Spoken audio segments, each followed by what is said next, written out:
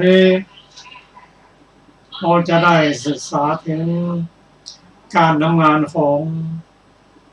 เจตสิกในการลำดับเพราะบางครั้งเราก็ข้ามไปแต่ตัวอย่างมันมีเริ่มต้นยกตัวอย่างเช่นวสูตรนี้ตารางถึงตัวสัญญาคนเราจะทำอะไรนั้นต้องมีฉันทะก่อนมีฉันทะแล้วก็ทำงานเมื่อจิตได้พบกับสัมผัสได้พบกับความพอใจความยินดีตัวสัญญานี่ก็จะทำเครื่องหมายเอาไว้เวลาจะเลือกก็เลือกตามเครื่องหมายนั้นไปตามลำดับเพราะสัญญาเวทนาเอกคตาทำงานร่วมกันจะนำไปตรึกตัวสังขารนั้นนำไปตรึกเป็นกุศลมั่งอกุศลมั่งแต่ที่ถึงกุศลอกุศลนั้น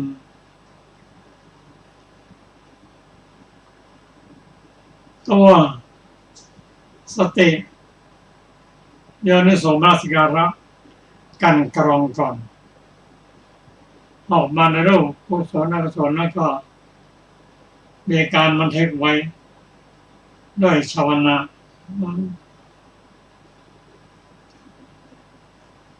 ตัวสัญญานี้ซึ่งแปลว่าจำได้หมายรู้บางครั้งก็คลาดเคลื่อนจำผิดจำถูกเพราะเป็นการทำงานของเจตสิกฝ่ายปุถุชน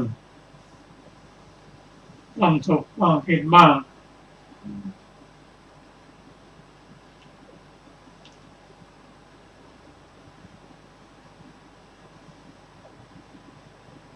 ว่าสัญญานี้ถ้าประกอบด้วยสติด้วยปัญญาตามสมควรแล้วก็ไม่ค่อยผิดพลาดเมื่อเราจะมาถึงการศึกษาของเราที่ผ่านมานั้นบางทีเราก็นึกจำผิดจำถูกถ้าออกข้อสอบเราอ่านทำข้อสอบเราจำผิดจำถูกตัวปัญญาก็จะพิจารณาผิดไปด้วยเพราะในทางปฏิบัติธรรมและการทำงานนั้นนะละเอียดสมดังที่ภาษาในบทกล่าวกับท่านอานนท์ว่าเรื่องทั้งหมดนี้มาจากอภิธรรมพูดง่ายๆว่าการจะเข้าใจนั้นจะต้องศึกษาเพิ่มเติม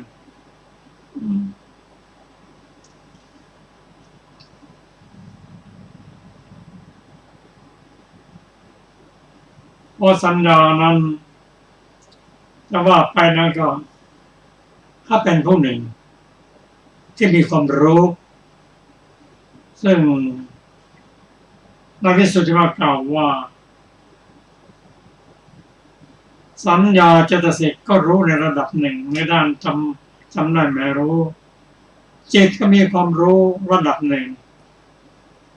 แต่ปัญญามีระดับรู้สามารถพัฒนาได้สูงสุดนั่นเปรียบว่าความรู้ของสัญญานั้นจำสีขาวสีดำที่เราอ่านสีก็เป็นสีดำสีขาวสีดำ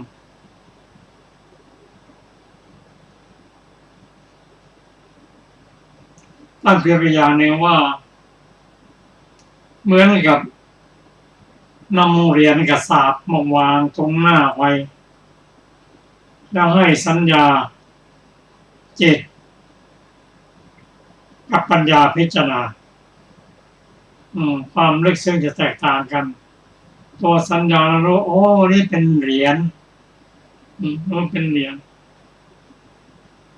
มีค่าเท่านั้นเท่านี้สีนั้นสีนี้ส่วนจิตต้องมองลึกลงไปโอ้สีนี้ทำด้วยโลหะน้ำโลหิตนี้ส่วนปัญญาจะมองลึกซึ้งลงไปว่าทำที่ไหนทำอย่างไรมีค่าอย่างไรสัญญาจำได้ถ้าเปรียบทางศึกษาธรรมะแล้วจำได้หมายรู้เช่นสูตรนั้นสูตรนี้พอจิตแต่เข้าไปไม่ถึงความเป็นอนิจจังทุกขังอนัตตาตัวจิตนั้นจะลึกเข้าไปถึงสูตรนี้กล่าวถึงความเป็นอนิจจังทุกขังอนัตตาไม่ล่วงไปถึงปัญญาตัดสินใจไม่ได้ส่วนปัญญาเนี่ยจะรู้หมด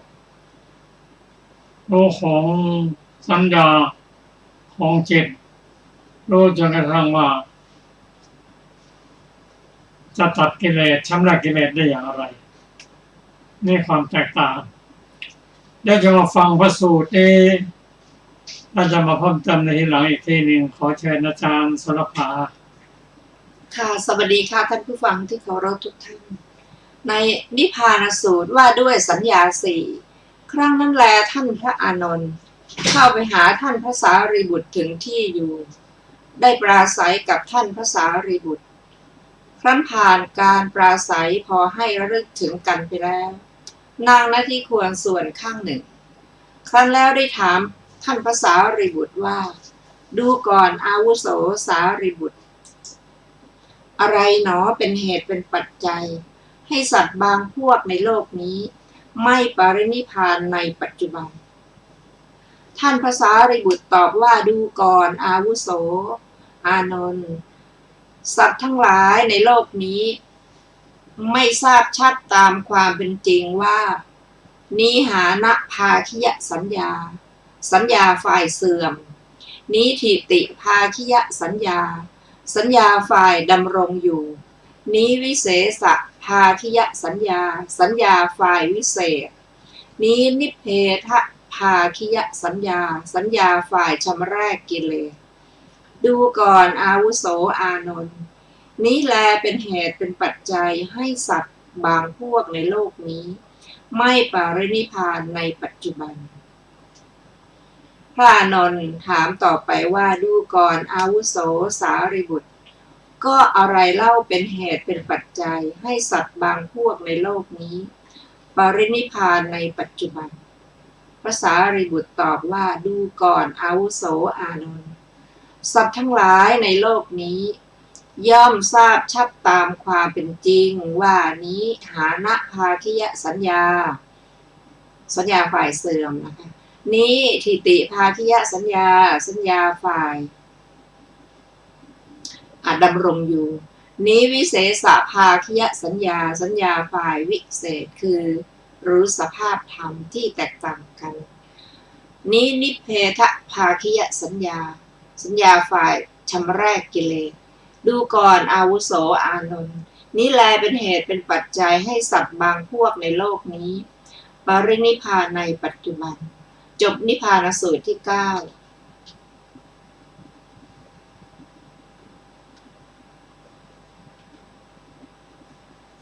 ซึ่งมีอรรถกถาดังต่อไปนี้ในบททั้งหลายมีอาที่ว่าหานะภาคิยาสัญญาพึงทราบความโดยนัยยะที่ท่านกล่าวไว้แล้วในอภิธรรมนั่นแลอย่างนี้ว่าการมนสิการด้วยสัญญาอันสหรคตด้วยกามย่อมทำผู้ได้ปฐมฌานให้ฟุ้งซ่านสัญญาก็ชื่อหานะภาคินีสัญญา ไฟเสื่อมบทว่ายถาภูตินัปปชานาติได้แก่ไม่รู้ด้วยมรรคญาณตามความเป็นจริงจบอรรถกถานิพพานสูตรที่9ต่อไปเราจะได้ ครับ สำหรับพระสูตรนี้นั้นกล่าวว่าเหตุปัจจัยที่ทำให้บุคคลไม่เข้าถึงมรรคนิพพานในปัจจุบันนั้นเพราะว่าเข้าใจคลาดเคลื่อน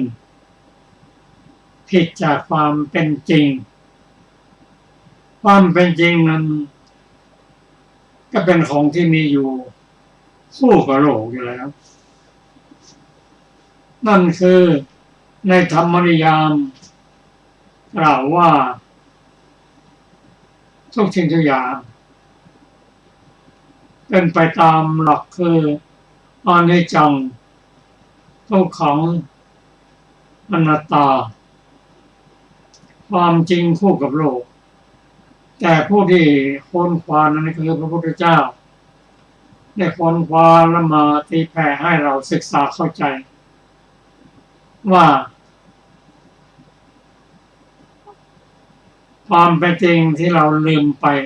และเลือนไปคืออนิจจังทุกขังอนัตตาอนิจจังก็คือความตั้งอยู่ไม่ได้มีการเปลี่ยนแปลงไปทุกขณะ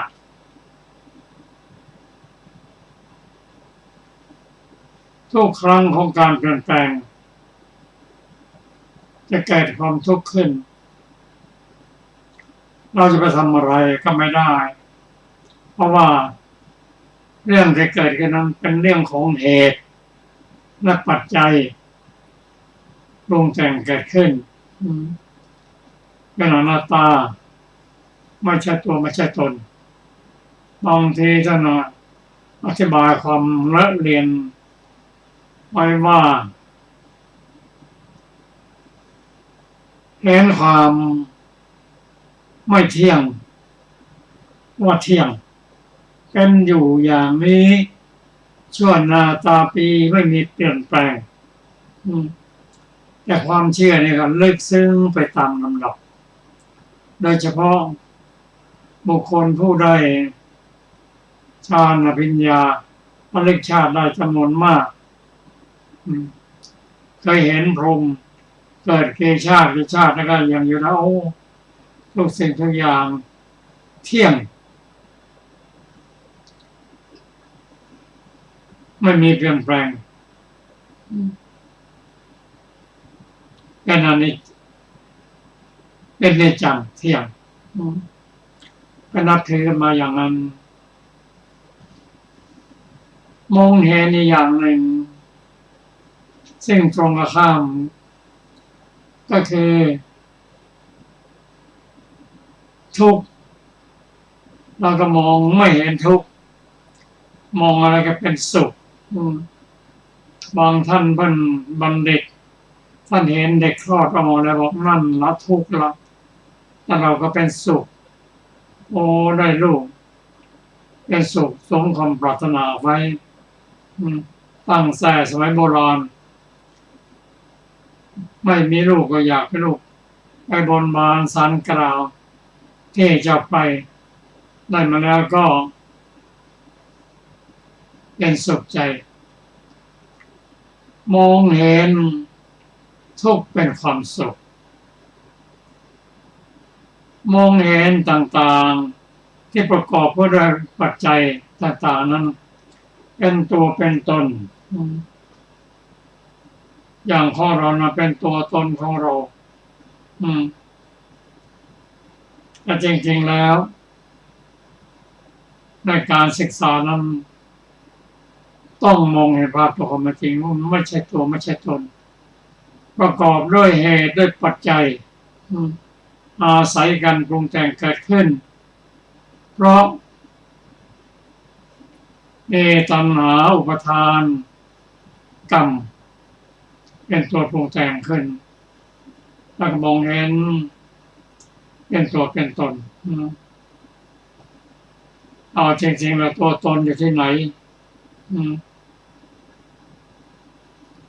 มีแต่ขันธ์หน้าก็ไม่ใช่ตัวใช่ตนอีกเพราะฉะนั้นผู้ที่จะบรรลุธรรมนั้น จะต้องเป็นผู้ที่รู้เห็นธรรมะตามความเป็นจริงดังที่พระพุทธเจ้าทรงค้นคว้าและนำมาตรัสมาสอนกันว่าทุกสิ่งทุกอย่างเกิดขึ้นตั้งอยู่ดับไปอนิจจังทุกขังอนัตตามองอย่างนี้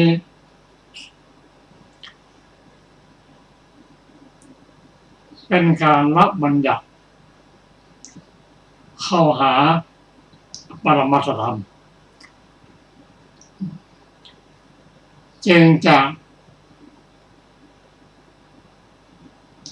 รอดตะแกรงแห่งความละเอียดที่จะมาพ้นทุกข์ได้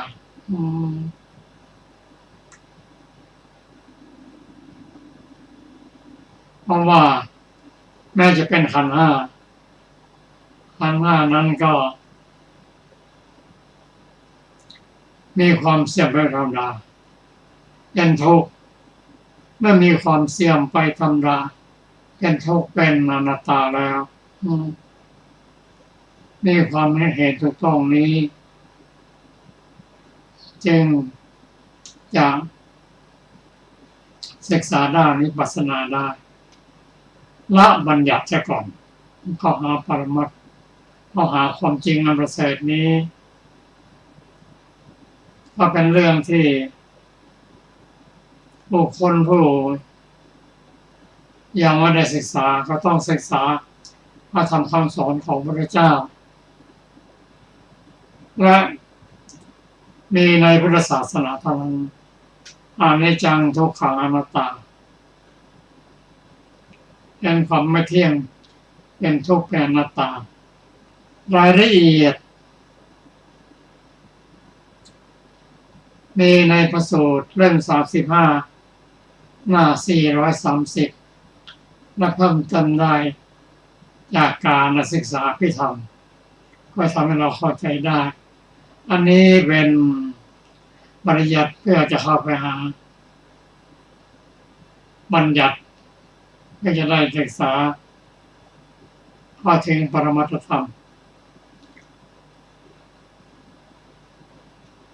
ถ้าเราจะฟังพระสูตรต่อไปละเอียดนั้นเราจะมาศึกษาการเพิ่มเติมภายหลังค่ะ สูตรต่อไป ที่เราจะได้ศึกษาชื่อว่ามหาปเทศสูตรว่าด้วยมหาประเทศสี่สมัยหนึ่งพระผู้มีพระภาคเจ้า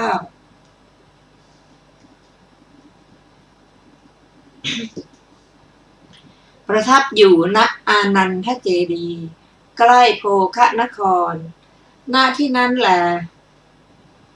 พระผู้มีพระภาคเจ้าตรัสเรียกภิกษุทั้งหลายว่าดูก่อนภิกษุทั้งหลายภิกษุเหล่านั้นทูลรับพระผู้มีพระภาคเจ้าแล้ว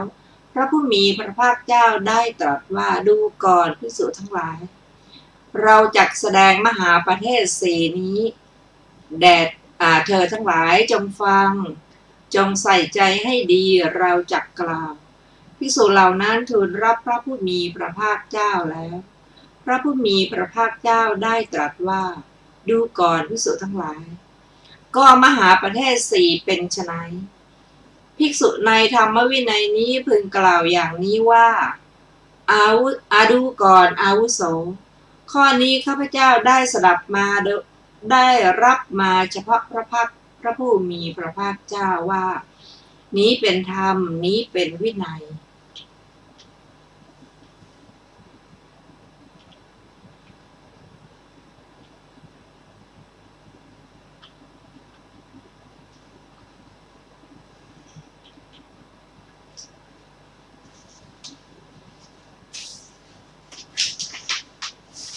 นี้เป็นคำสั่งสอนของพระศาสดา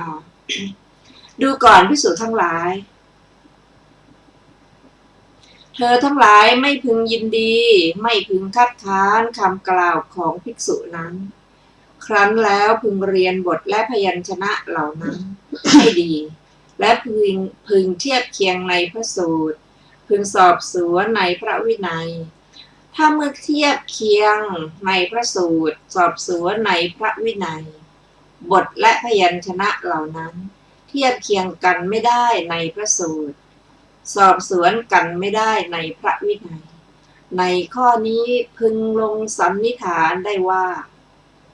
นี้มิใช่คำของพระผู้มีพระภาคเจ้าอรหันตสัมมาสัมพุทธเจ้าแน่แท้ภิกษุนี้รับมาผิดแล้วเธอทั้งหลายพึงทิ้งคำนี้เสียทีเดียวอันหนึ่งภิกษุในธรรมวินัยนี้พึงกล่าวอย่างนี้ว่าอาวุโสข้อนี้ข้าพเจ้าได้สดับมาได้รับมาเฉพาะพระพักพระผู้มีพระภาคเจ้าว่านี้เป็นธรรมนี้เป็นวินัยนี้เป็นคำสั่งสอนของพระศาสดาดูก่อนภิกษุทั้งหลายเธอทั้งหลายไม่พึงยินดีไม่พึงคัดค้านคำกล่าวของภิกษุนั้น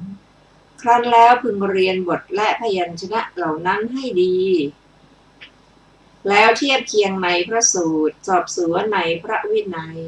ถ้าเมื่อเทียบเคียงในพระสูตรสอบสวนในพระวินัย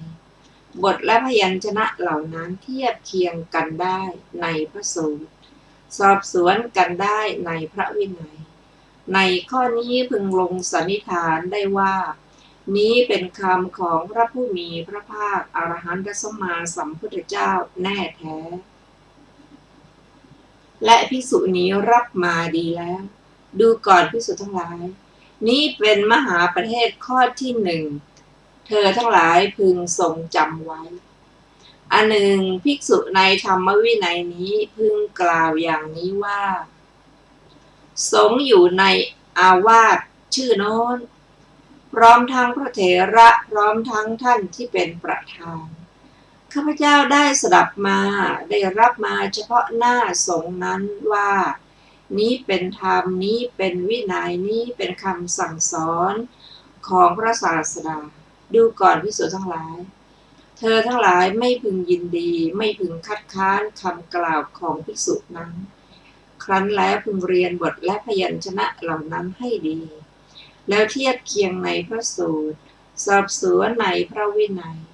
ถ้าเมื่อเทียบเคียงในพระสูตรสอบสวนในพระวินัยบทและพยัญชนะเหล่านั้นเทียบเคียงกันไม่ได้ในพระสูตรสอบสวนกันไม่ได้ในพระวินัย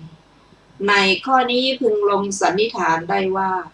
นี้ไม่ใช่คำของพระผู้มีพระภาคอรหันตสัมมาสัมพุทธเจ้าแน่แท้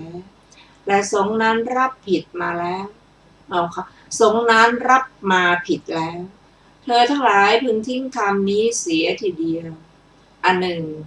ภิกษุในธรรมวินัยนี้พึงกล่าวอย่างนี้ว่าสงฆ์อยู่ในอาวาสชื่อโน้นพร้อมทั้งพระเถระพร้อมทั้งท่านที่เป็นประธานข้าพเจ้าได้สดับมาได้รับมาเฉพาะหน้าสงฆ์นั้นว่านี้เป็นธรรมนี้เป็นวินัยนี้เป็นคำสั่งสอนของพระศาสดาดูก่อนภิกษุทั้งหลายเธอทั้งหลายไม่พึงยินดีไม่พึงคัดค้านคำกล่าวของภิกษุนั้นครั้นแล้วพึงเรียนบทและพยัญชนะเหล่านั้นให้ดีแล้วเทียบเคียงในพระสูตรสอบสวนในพระวินัยถ้าเมื่อเทียบเคียงในพระสูตรสอบสวนในพระวินัยบทและพยัญชนะเหล่านั้นเทียบเคียงกันได้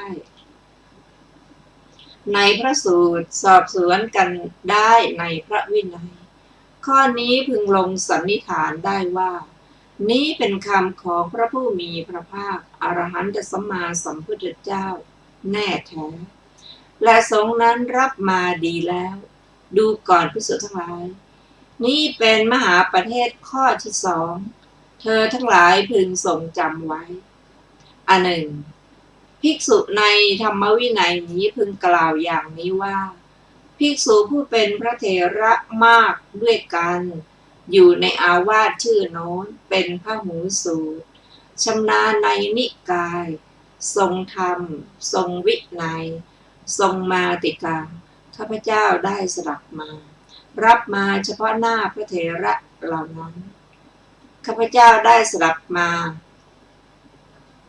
เฉพาะหน้าพระเถระเหล่านั้นว่านี้เป็นธรรมนี้เป็นวินัยนี้เป็นคำสั่งสอนของพระศาสดาดูก่อนภิกษุทั้งหลายเธอทั้งหลายไม่พึงยินดีไม่พึงคัดค้านคำกล่าวของภิกษุนั้นครั้นแล้วพึงเรียนบทและพยัญชนะเหล่านั้นให้ดีแล้วพึงเทียบเคียงในพระสูตรสอบสวนในพระวินัยถ้าเมื่อเทียบเคียงในพระสูตรสอบสวนในพระวินัยบทและพยัญชนะเหล่านั้นเทียบเคียงกันได้ในพระสูตรสอบสวนกันได้ในพระวินัยในข้อนี้พึงลงสันนิษฐานได้ว่านี้เป็นคำของพระผู้มีพระภาคอรหันตสัมมาสัมพุทธเจ้าพระองค์นั้นแน่แท้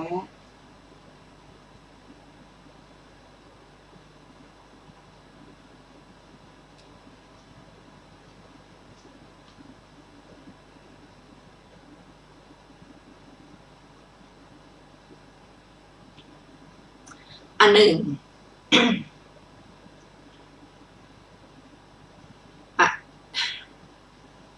ในกรณีที่สี่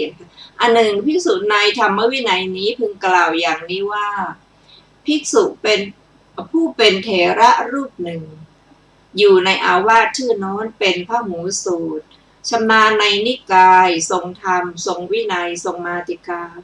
ข้าพเจ้าได้สดับมาได้รับมาเฉพาะหน้าพระเถระรูปนั้น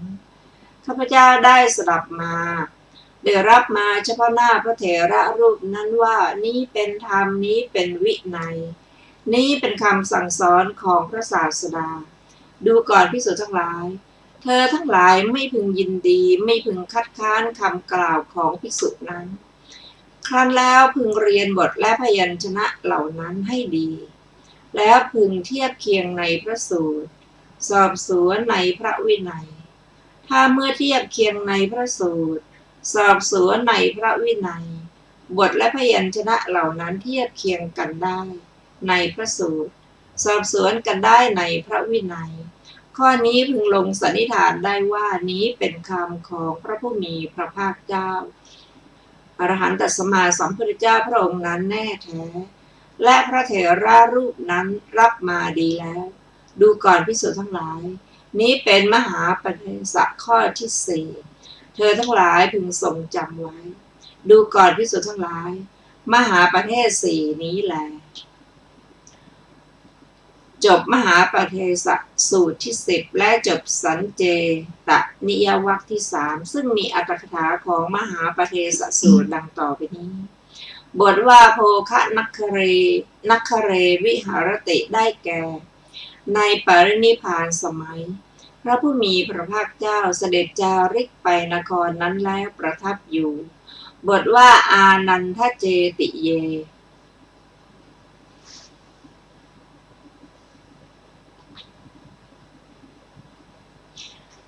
ได้แก่วิหารอันตั้งอยู่ตรงสถานที่เป็นภพของอานันทยักษ์บทว่ามหาปเทเสแปลว่าโอกาสใหญ่หรือข้ออ้างใหญ่อธิบายว่าเหตุใหญ่ที่กล่าวอ้างคนใหญ่ๆมีพระพุทธเจ้าเป็นต้นบทว่าเนวะอภินันทิตพังความว่าภาสิทธินั้นอันเธอทั้งหลายผู้ร่าเริงยินดีให้สาธุการแล้วไม่พึงฟังก่อนอย่าเพิ่งเชื่อเพราะเมื่อมีผู้กระทำอย่างนี้ภิกษุนั้นแม้จะถูกต่อว่าในภายหลังว่าคำนี้ไม่สมก็ยังกล่าวว่าเมื่อก่อนนี้เป็นธรรมบัดนี้ไม่ใช่ธรรมเสียแล้วหรือดังนี้แล้วไม่ยอมสละลัทธิบทว่านัปปะติโกสิตพังได้แก่ไม่พึงกล่าวก่อนว่าคนโง่นี้พูดอะไรเพราะเมื่อกล่าวอย่างนี้แล้วภิกษุนั้นจักไม่กล่าวถึงแม้ข้อที่ถูกและไม่ถูกด้วยเหตุนั้นพระผู้มีพระภาคเจ้าจึงตรัสว่าอะนะ พินันทิตวาอปติโกสิตวาดังนี้บทว่าปทัพยัญชนาติได้แก่พยัญชนะกล่าวคือบทว่าสาธุกังอุคะเหตวาได้แก่เรียนด้วยดีว่าท่านกล่าวบาลีไว้ในที่นี้กล่าวความไว้ในที่นี้กล่าวอนุสนธิไว้ในที่นี้กล่าวคำต้นคำปลายไว้ในที่นี้ดังนี้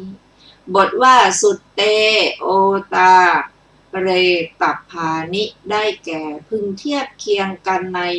พระสูตรบทว่าวินัยเยสันทัสเสตัพพานิได้แก่พึงสอบสวนในพระวินัยในที่นี้ท่านกล่าววินัยว่าเป็นสูตรดังที่ท่านกล่าวไว้ในสุตตวิพังค์ว่าคัดค้านไว้ในที่ไหนคัดค้านไว้ในกรุงสาวัตถี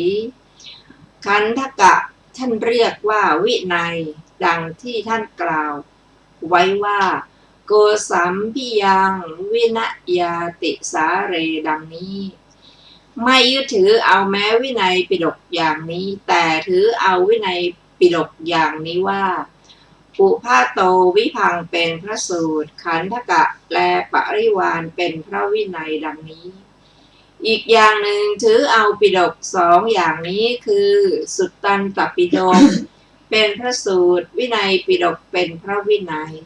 หรือว่าไม่ถือเอาปิฎกสามอย่างนี้ก่อนคือสุตตันตปิฎกและอภิธรรมปิฎกเป็นพระสูตรวินัยปิฎกเป็นพระวินัยจริงอยู่ชื่อว่าพุทธพจน์ที่ไม่มีชื่อว่าสูตรมีอยู่ชื่อชาดกปฏิสัมภิทานิเทศสุตตนิบาตธรรมบทอุทานอิติวุตตกะวิมานวัตถุ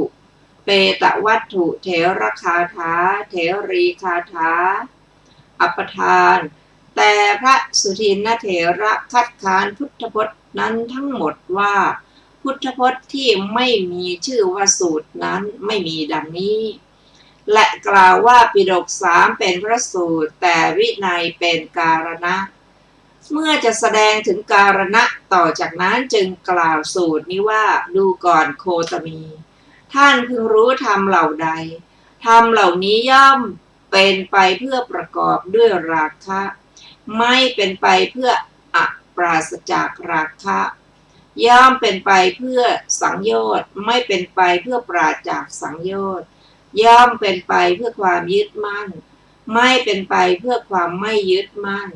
ย่อมเป็นไปเพื่อความเป็นผู้มักมากไม่เป็นไปเพื่อความเป็นผู้มักน้อยย่อมเป็นไปเพื่อความไม่สันโดษไม่เป็นไปเพื่อความสันโดษย่อมเป็นไปเพื่อความเกียจคร้านไม่เป็นไปเพื่อปรารภความเพียรย่อมเป็นไปเพื่อความ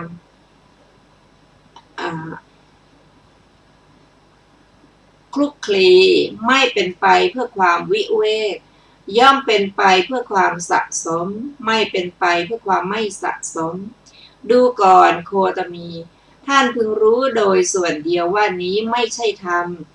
นี้ไม่ใช่วินัยนี้ไม่ใช่คำสอนของพระศาสดาดังนี้ดูก่อนโคตมีท่านพึงรู้ธรรมเหล่าใดธรรมเหล่านี้ย่อมเป็นไปเพื่อความปราศจากราคะไม่เป็นไปเพื่อความมีราคะย่อมเป็นไปเพื่อปราศจากสังโยชน์ไม่เป็นไปเพื่อสังโยชน์ย่อมเป็นไปเพื่อความไม่ยึดมั่น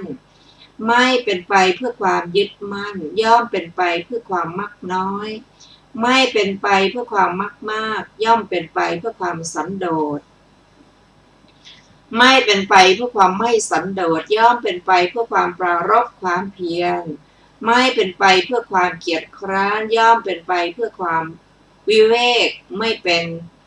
ไปเพื่อความคลุกคลีย่อมเป็นไปเพื่อความไม่สะสมไม่เป็นไปเพื่อความสะสมดูก่อนโคตมีท่านพึงรู้โดยส่วนเดียวว่านี้เป็นธรรมนี้เป็นวินัยนี้เป็นคำสั่งสอนของพระศาสดาเพราะฉะนั้นความในข้อนี้จึงมีดังนี้ว่าบทว่าสุตเตได้แก่พึงเทียบเคียง ในพุทธพจน์คือปิฎก3 บทว่าวินัยนี้ได้แก่พึงสอบสวนในเหตุแห่งการ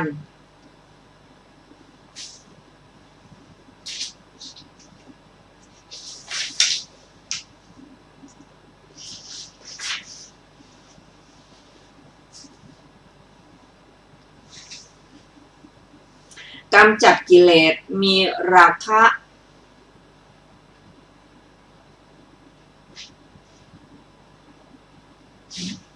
เป็นต้นอย่างหนึ่งบทว่าณเจวสุเตโอตรันติความว่า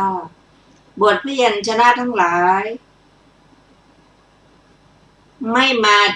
ที่ไหนๆตามลำดับในพระสูตรยกเปลือกขึ้นแล้วปรากฏชัดมาว่ามาจากคัมภีร์คุลหะเวสสันตระคุลหะอุมัคคะคุลหะวินัยและเวทละปิฎกอย่างใดอย่างหนึ่งคือเป็นคัมภีร์ปายะมหายานก็บทพยัญชนะที่มาแล้วอย่างนี้และไม่ปรากฏในการนำกิเลสมีราคะเป็นต้นออกไปก็พึงทิ้งเสียด้วยเหตุนั้นพระผู้มีพระภาคเจ้าจึงตรัสว่าอิติหิทังภิกขเวฉัตถัยยาถะดังนี้พึงทราบความในบททุกบทโดยอุบายนี้บทว่าอิทังภิกขเวจตุถังมหาปเทสังทารยาถะความว่าดูก่อนภิกษุทั้งหลายเธอทั้งหลายพึงทรงจำไว้ซึ่งโอกาสเป็นที่ประดิษฐานทำข้อที่4นี้ไว้จบอรรถกถาของมหาปเทศสูตรที่10และจบสัญเจตนิยวรรควรรณนาที่3รวมพระสูตรที่เราได้ศึกษาในวรรคนี้ทั้งหมดมีทั้งหมดด้วยกัน10สูตรคือเจตนาสูตรวิภัตติสูตรโกธิตะสูตรอานันทสูตรอุปวานสูตรอายาจนะสูตรราหุลสูตรชัมพาลีสูตรนิพพานสูตรและมหาปเทศสูตรพร้อมทั้งอรรถกถานะคะต่อไปเราจะได้ศึกษาในโยธาชีววรรคที่4ซึ่งสูตรแรกชื่อว่าโยธสูตรว่าด้วยองค์4ของนักรบและของพระภิกษุดูก่อนภิกษุทั้งหลายนักรบประกอบด้วยองค์4จึงเป็นผู้ควรแก่พระราชาเป็นผู้ควรที่พระราชาใช้สอยย่อมถึงซึ่งการนับว่าเป็นองคาพยพของพระราชาทีเดียวองค์4เป็นไฉนคือนักรบในโลกนี้เป็นผู้ฉลาดในฐานะหนึ่งเป็นผู้ยิงได้ไกลหนึ่งเป็นผู้ยิงได้เร็วหนึ่งทำลายข้าศึกหมู่ใหญ่ได้หนึ่งดูก่อนภิกษุทั้งหลายนักรบประกอบด้วยองค์4เหล่านี้แลย่อมเป็นผู้ควรแก่พระราชาเป็นผู้ควรที่พระราชาใช้สอยย่อมถึงการนับว่าเป็นองคาพยพของพระราชาทีเดียวดูก่อนภิกษุทั้งหลายภิกษุผู้ประกอบด้วยธรรม4ประการก็ฉะนั้นเหมือนกันแลย่อมเป็นผู้ควรของคำนับเป็นผู้ควรของต้อนรับเป็นผู้ควรแก่ทักษิณาเป็นผู้ควรทำอัญชลีเป็นนาบุญของโลกไม่มีนาบุญอื่นยิ่งกว่าธรรม4ประการเป็นไฉนนี้ภิกษุในธรรมวินัยนี้เป็นผู้ฉลาดในฐานะหนึ่งเป็นผู้ยิงได้ไกลหนึ่งเป็นผู้ยิงได้เร็วหนึ่งทำลายข้าศึกหมู่ใหญ่ได้หนึ่งดูก่อนภิกษุทั้งหลายก็ภิกษุเป็นผู้ฉลาดในฐานะอย่างไรภิกษุในพระธรรมวินัยนี้เป็นผู้มีศีลและอื่นๆคือศีลสมาธิปัญญานะคะ สมาทานศึกษาในสิกขาบททั้งหลายดูก่อนภิกษุทั้งหลายภิกษุเป็นผู้ฉลาดในฐานะอย่างนี้แลดูก่อนภิกษุทั้งหลายก็ภิกษุเป็นผู้ยิงได้ไกลอย่างไรภิกษุในธรรมวินัยนี้ย่อมเห็นด้วยปัญญาอันชอบตามความเป็นจริงอย่างนี้ว่ารูปอย่างใดอย่างหนึ่งทั้งที่เป็นอดีตอนาคตและปัจจุบันเป็นภายในหรือภายนอกหยาบหรือละเอียดเลวหรือประณีตทั้งไกลทั้งใกล้ทั้งรูปนั้นรูปทั้งหมดนั้นไม่ใช่ของเราไม่เป็นเราไม่ใช่ตัวตนของเราย่อมเห็นด้วยปัญญาอันชอบตามความเป็นจริงอย่างนี้ว่าเวทนาอย่างใดอย่างหนึ่งสัญญาอย่างใดอย่างหนึ่งสังขารอย่างใดเหล่าใดเหล่าหนึ่งวิญญาณอย่างใดอย่างหนึ่งทั้งที่เป็นอดีตอนาคตและปัจจุบันเป็นภายในหรือภายนอกหยาบหรือละเอียดเลวหรือประณีตทั้งไกลและใกล้วิญญาณทั้งหมดนั้นไม่ใช่ของเราไม่เป็นเราไม่ใช่ตัวตนของเราดูก่อนภิกษุทั้งหลายภิกษุเป็นผู้ยิงได้ไกลอย่างนี้แลดูก่อนภิกษุทั้งหลายก็ภิกษุเป็นผู้ยิงได้เร็วอย่างไรภิกษุในธรรมวินัยนี้ย่อมรู้ชัดตามความเป็นจริงว่านี้ทุกข์นี้เหตุให้เกิดทุกข์นี้ความดับทุกข์นี้ปฏิปทาให้ถึงความดับทุกข์ดูก่อนภิกษุทั้งหลายภิกษุเป็นผู้ยิงได้เร็วอย่างนี้แลดูก่อนภิกษุทั้งหลายก็ภิกษุเป็นผู้ทำลายข้าศึกหมู่ใหญ่ได้อย่างไรภิกษุในธรรมวินัยนี้ย่อมทำลายกองอวิชชาใหญ่เสียได้ดูก่อนภิกษุทั้งหลายภิกษุเป็นผู้ทำลายข้าศึกหมู่ใหญ่ได้อย่างนี้แลดูก่อนภิกษุทั้งหลายภิกษุประกอบด้วยธรรม4ประการนี้แลย่อมเป็นผู้ควรของคำนับเป็นผู้ควรของต้อนรับเป็นผู้ควรแก่ทักษิณาเป็นผู้ควรทำอัญชลีเป็นนาบุญของโลกไม่มีนาบุญอื่นยิ่งกว่าจบโยทสูตรที่1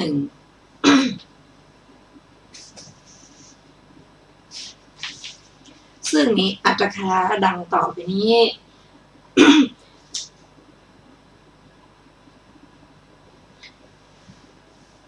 บทว่าฐานะกุสโลได้แก่เป็นผู้ฉลาดในฐานะที่ตนยืนอยู่สามารถยิงไม่ผิดบทที่เหลือทราบโดยนัยยะที่กล่าวแล้วในหมวดหลังนั่นแหละจบอัตถกถาโยทสูตรที่1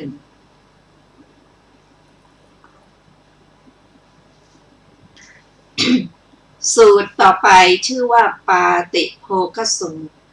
ว่าด้วยธรรมที่ไม่มีใครรับประกันได้4ดูก่อนภิกษุทั้งหลายใครซึ่งจะเป็นผู้รับประกันธรรม4อย่างได้ไม่มีจะเป็นสมณะหรือพราหมณ์หรือเทวดาหรือมารหรือพรหมหรือใครๆก็ตามในโลกธรรม4อย่างเป็นไฉนคือ 1. ใครๆซึ่งจะเป็นผู้รับประกันว่าสิ่งที่มีความแก่เป็นธรรมดาอย่าแก่ดังนี้ไม่มีเลยจะเป็นสมณะหรือพราหมณ์หรือเทวดาหรือมารหรือพรหมหรือใครๆก็ตามในโลก 2. ใครๆซึ่งจะเป็นผู้รับประกันว่าสิ่งที่มีความเจ็บไข้เป็นธรรมดาอย่าเจ็บไข้ดังนี้ไม่มีเลยจะเป็นสมณะหรือพราหมณ์หรือเทวดาหรือมารหรือพรหมหรือใครๆก็ตามในโลก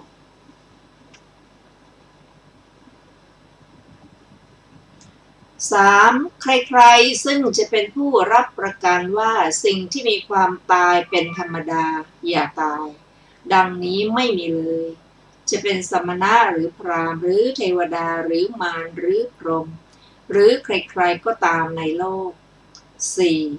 ใครๆซึ่งจะเป็นผู้รับประกันว่าบาปกรรมเหล่าใดอันประกอบด้วยสังกิเลส ทำให้มีภพใหม่เป็นไปกับด้วยความเร่าร้อนมีทุกข์เป็นวิบากอำนวยให้มีชาติชรามรณะต่อไปวิบากของกรรมเหล่านั้นอย่าเกิดขึ้นดังนี้ไม่มีเลยจะเป็นสมณะหรือพราหมณ์หรือเทวดาหรือมารหรือพรหมหรือใครๆก็ตามในโลกภิกษุทั้งหลายใครๆซึ่งจะเป็นผู้รับประกันธรรมสี่อย่างนี้ไม่มีจะเป็นสมณะหรือพราหมณ์หรือเทวดาหรือมารหรือพรหมหรือใครๆก็ตามในโลกจบปาติโภคสูตรที่สองซึ่งมีอรรถกถาวินิจฉัยไว้ดังต่อไปนี้บทว่านัตถิโกจิปาติโภโคความว่าชื่อว่าผู้สามารถจะเป็นผู้รับประกันอย่างนี้ว่าเราเป็นผู้รับประกันในธรรมนี้ดังนี้ย่อมไม่มี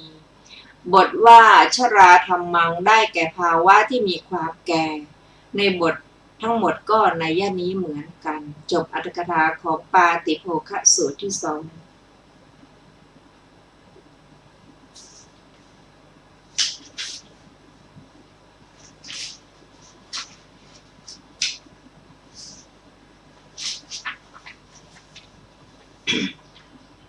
ต่อไปเป็นสูตรที่ชื่อว่าสุตะสูตรว่าด้วยสิ่งที่ควรกล่าวและไม่ควรกล่าวสมัยหนึ่งพระผู้มีพระภาคเจ้าประทับอยู่ณพระวิหารเวฬุวันกลันทกนิวาปสถานใกล้พระนครราชคฤห์ครั้งนั้นแลวัสการพราหมณ์ผู้เป็นมหาอมาตย์ในแคว้นมคธเข้าไปเฝ้าพระผู้มีพระภาคเจ้าถึงที่ประทับได้ปราศัยกับพระผู้มีพระภาคเจ้าครั้นผ่านการปราศัยพอให้ระลึกถึงกันแล้วนั่งณที่ควรส่วนข้างหนึ่งครั้นแล้วได้กราบทูลพระผู้มีพระภาคเจ้าว่าพระโคดมผู้เจริญข้าพเจ้ามีวาทะอย่างนี้มีทิฏฐิอย่างนี้ว่าผู้ใดผู้หนึ่งย่อมกล่าวสิ่งที่ตนเห็นว่าเราเห็นอย่างนี้โทษแต่การพูดนั้นไม่มีผู้ใดผู้หนึ่งกล่าวย่อมกล่าวสิ่งที่ตนได้ฟังมาว่าเราได้ฟังมาอย่างนี้โทษแต่การพูดนั้นไม่มีผู้ใดผู้หนึ่งย่อมกล่าวสิ่งที่ตนทราบทางจมูกลิ้นกายว่าเราทราบอย่างนี้โทษแต่การพูดนั้นไม่มีผู้ใดผู้หนึ่งย่อมกล่าวสิ่งที่ตนรู้แจ้งทางใจว่าเรารู้แจ้งอย่างนี้โทษแต่การพูดนั้นไม่มีพระผู้มีพระภาคเจ้าตรัสว่าดูก่อนพราหมณ์เราไม่กล่าวสิ่งที่เห็นทั้งหมดว่าควรกล่าวและไม่กล่าวสิ่งที่เห็นทั้งหมดว่าไม่ควรกล่าวเราไม่กล่าวสิ่งที่ได้ฟังทั้งหมดว่าควรกล่าวและไม่กล่าวสิ่งที่ได้ฟังทั้งหมดว่าไม่ควรกล่าวเราไม่กล่าวสิ่งที่ทราบทั้งหมดว่าควรกล่าวและไม่กล่าวสิ่งที่ทราบทั้งหมดว่าไม่ควรกล่าวเราไม่กล่าวสิ่งที่รู้แจ้งทั้งหมดว่าควรกล่าว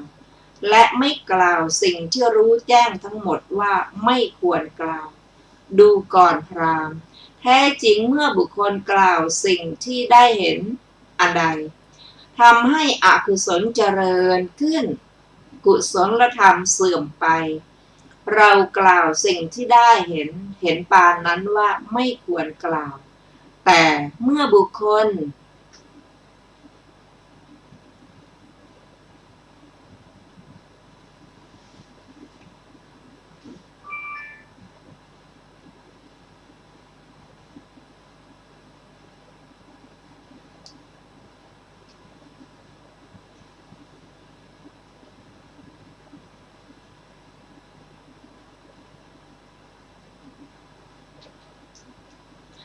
กล่าวสิ่งที่